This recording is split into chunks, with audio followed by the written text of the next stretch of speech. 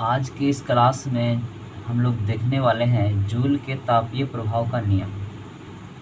आपके परीक्षा में जूल के तापीय प्रभाव का नियम 5 से 6 नंबर में आपसे पूछा जा सकता है। ऐसे 10th के एग्ज़ाम में आपको 6 नंबर में पूछेंगे, लेकिन अगर 12th में पढ़ते हैं तो 5 नंबर में भी पूछा जा सकता है।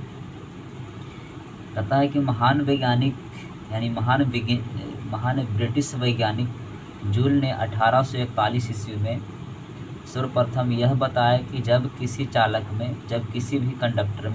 चालक में विद्युत धारा प्रवाहित किया जाए तो चालक गर्म अर्थात ऊष्मा उत्पन्न करता है, जिसे जूल का तापीय प्रभाव का नियम कहा जाता है।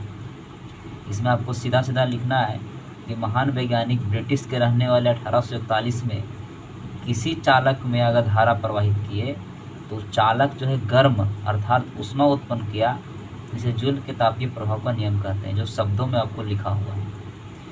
इसके लिए उन्होंने 3 नियमों का प्रतिपादन किया। तो हम लोग 3 नियम मेन आपको याद रखना होगा जो आगे है।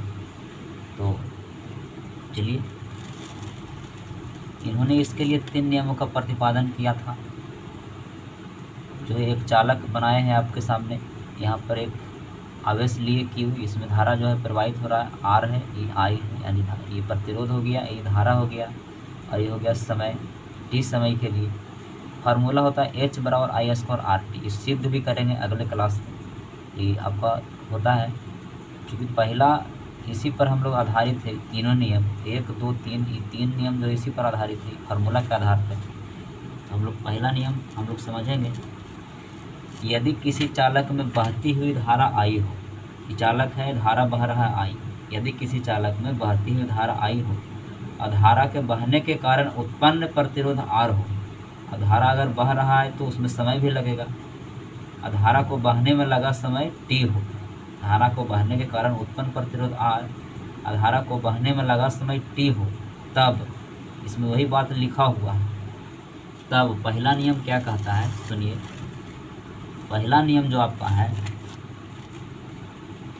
यदि समय और प्रतिरोध को नियत रखा जाए तो चालक में उत्पन्न ऊष्मा धारा के वर्ग के समानुपाती होता है। यहाँ वर्ग लिखा हुआ है, स्क्वायर यानी वर्ग के समानुपाती होता है। इतनी बात आपको याद नहीं रखना। यदि आर और टी को नियत रखा जाए, यानी प्रतिरोध और समय को नियत रखा जाए, तो चालक में उत्पन्न ऊष्मा मीन्स हीट, एच मन ऊष्मा होगी। इसको यू से भी दिखा सकते हैं, डब्ल्यू से भी हो सकता है, ऐसी बात नहीं। यानी आर और टी यानी प्रतिरोध और समय को नियत रखेंगे तो चालक में उत्पन्न ऊष्मा धारा के वर्ग के समानुपाती होता है। बस ये इतने बात में आपको पहला नियम खत्म है। यदि प्रतिरोध और समय को नियत रखा जाए तो चालक में उत्पन्न ऊष्मा धारा के वर्ग के समानुपाती होता है। ये काम खत्म।